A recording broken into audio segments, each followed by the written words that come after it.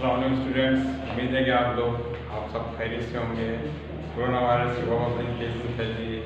आप अपने आप को बचाएं और अपने घर वालों को भी बचाएं। इसकी जो भी प्रिकॉशंस हैं उसको एहतियात के साथ अमल करें, ठीक है। तो आज हमारा मैथमेटिक्स में 9th क्लास के अंदर एक्सरसाइज है 4.2 के पहले क्वेश्चन के अंदर है write the following algebraic expressions in ascending order with respect to a. इसका क्वेश्चन नंबर 1 का सेकंड पार्ट हमने कंसीडर किया, जिसमें 3x² minus ay² minus 2a⁴ plus 4a² तो स्टूडेंट्स इसको हमने चेंज करना है असेंडिंग ऑर्डर में। वहाँ पर दो टाइप के ऑर्डर्स होते हैं, एक असेंडिंग ऑर्डर, एक डिसेंडिंग ऑर्डर। असेंडिंग ऑर्डर क्या होता है, इससे पहले असेंडिंग ऑर्डर हम स्टार्ट करें, थोड़ा सा हम इंट्रोडक्शन ले लेते हैं पूरी इसकी बेस के अंदर। ये इसके अंदर जो टर्म्स इस्तेमाल होती है उस टर्म में क्या क्या है वापस जो है चीज़ें हैं। मिसाल के तौर पर हम एक एग्जाम्पल लेते हैं, फर्स्ट a पावर 2a⁴x ले लिया। अब इसमें दो वेरिएबल यूज हो रहे हैं, एक a और एक x। हमें कहा जाता है कि अलजेब्रिक एक्सप्रेशन को असेंडिंग में लिखना है तो उसको विथ रिस्पेक्ट टू a, तो यहाँ पर हमें a के हिसाब से कंसिडर करना होगा।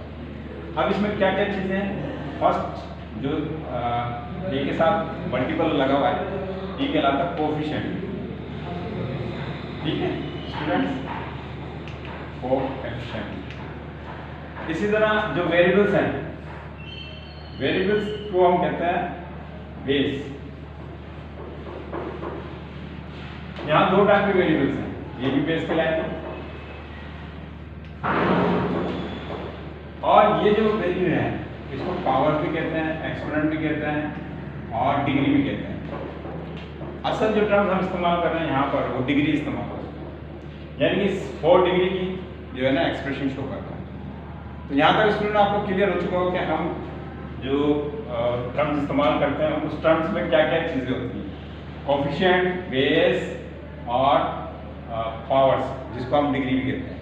एक दो टर्म्स होती है, अगर फर्स्ट हम दो टर्म्स का जो है एक्सप्रेशन दिया, फर्स्ट ये 3x² प्लस 4 दिया।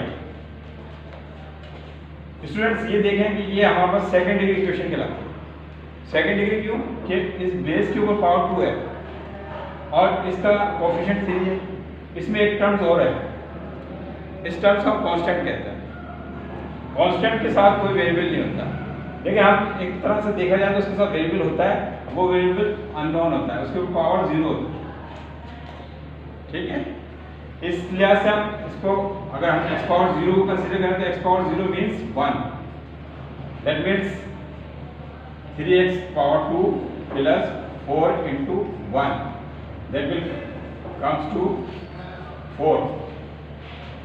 यहाँ तक क्लियर होगा कि ये सेकंड डिग्री इक्वेशंस में ये दोबारा फिर वो कांस्टेंट फॉर्म में आ गए। तो ये चीज़ें आपको स्टूडेंट क्लियर हो चुके हैं, क्योंकि लास्ट लेक्चर्स में हमने ये पहले ही पढ़ ली थी कि क्या क्या टर्म्स होती हैं।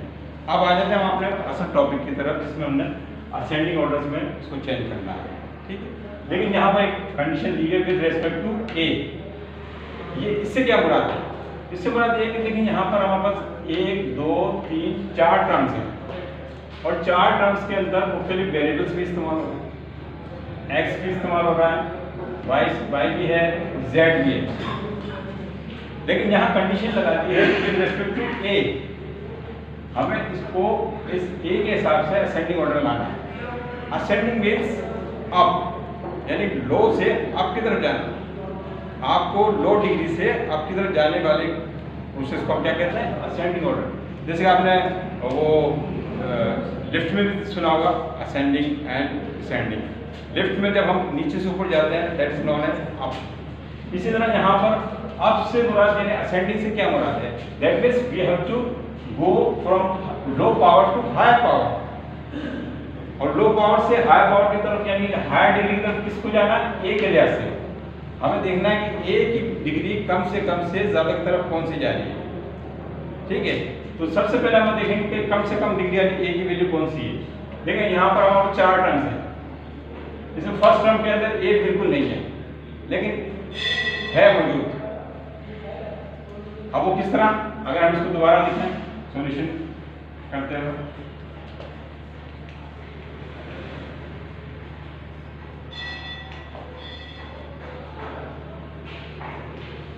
Ascending order.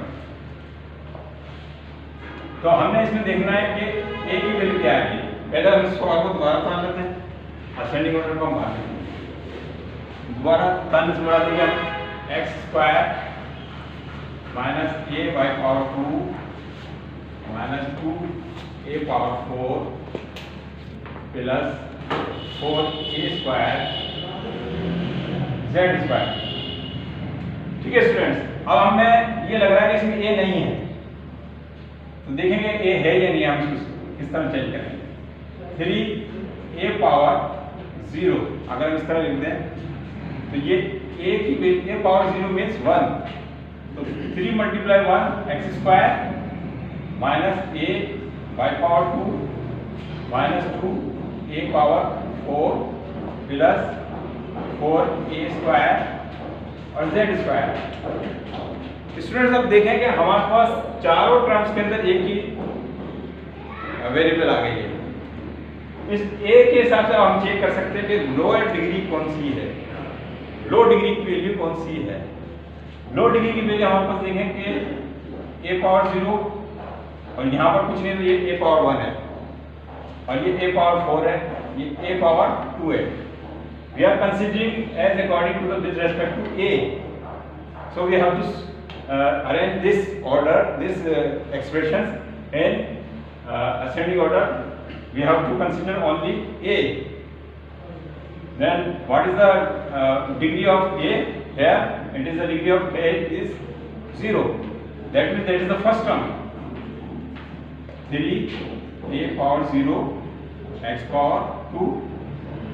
Similarly second क्या होगा स्टूडेंट्स? सेकंड हमारे पास यकीनन ये होगी क्योंकि इसको पावर 1 है, अब बाकी पे पावर ज्यादा आ रही है, तो हम इस a पावर 0 के बाद फौरन a by square second term consider करते हैं। स्टूडेंट समझ में आ रहा है आपको, क्लियर हो रहा है? अगर नहीं हो रहा तो मुझसे आप सब पूछ सकते हैं ऑनलाइन पे, आप वैसे ड्रॉप करें। ठीक है, सिमिलरली हम अब थर्ड जो है टर्म कंसीडर करेंगे। थर्ड टर्म हमारे पास दो टर्म बची है, एक और ये। इस टर्म में आप देखें डिग्री कितनी है 4 है, यहाँ पर डिग्री कितनी है 2 है, तो थर्ड टर्म क्या पॉसिबल हो सकती है स्टूडेंट्स? थर्ड टर्म हमारे पास यकीनन यही होगी क्योंकि 4a square z square. Clear students? यानी कि अब आप देखेंगे ऑर्डर फॉर्म हो रहा है, a power 0 a power 1 a power 2, और हम अब एक ही टर्म हमारे पास बची है और यकीनन ये यही लास्ट टर्म होगी माइनस 2a पावर 4। अब आप स्टूडेंट सोच रहे होंगे इसमें a पावर 3 तो आएगी क्योंकि इसमें दी ही नहीं है, लेकिन एक ऑर्डर तो फॉर्म हो गया आपके पास a power 0 a power 1 a power 2 और a पावर 4। अब पूरे एक्सप्रेशन को हम रीड करें तो हम कैसे रीड करेंगे? 3a power 0 x square minus a y square plus 4a square z square minus 2a power 4। Clear students? अब हम इसको क्योंकि a पावर 0 बेस 1 है तो डायरेक्ट वही जो असल एक्सप्रेशन था उसमें चेंज कर देते हैं, तो ये जो रिक्वायर्ड एक्सप्रेशन मिला हमें वो एक असेंडिंग ऑर्डर के अंदर हमें मालूम हो गया। रिक्वायर्ड एक्सप्रेशन वाला किसमें मिल गया? ये असेंडिंग ऑर्डर। इसको अगर हम उलट कर दें, यानी कि हायर पावर पहले ले लें, हायर डिग्री की वैल्यू पहले शो करें, फिर उसके बाद से कम, फिर उससे कम, फिर उससे कम, that expression is known as descending order.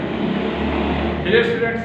यानी कि दोनों चीजें आपको इस एक्सप्रेशन से क्लियर हो रही है, ये सबसे क्लियर हो रही है कि असेंडिंग ऑर्डर्स को अंदर चेंज करने के लिए सबसे पहले हमें क्योंकि हमें यहाँ कहा जा रहा है with respect to a, so we have to consider only a terms.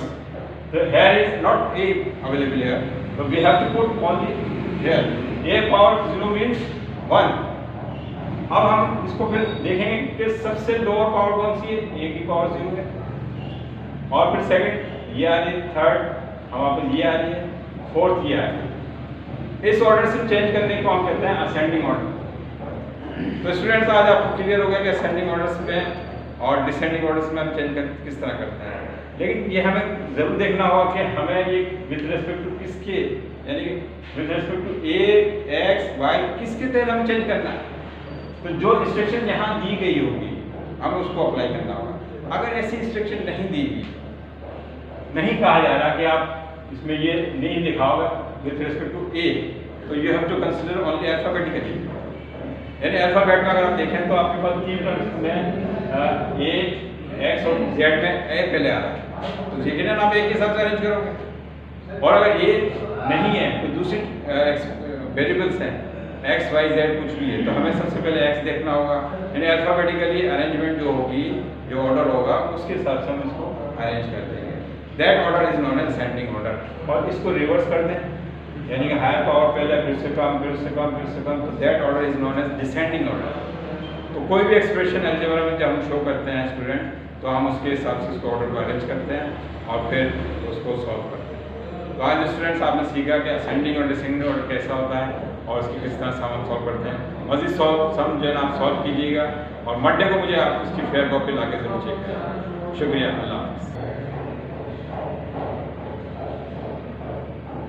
Rate चीज़ को चलेगी अच्छा।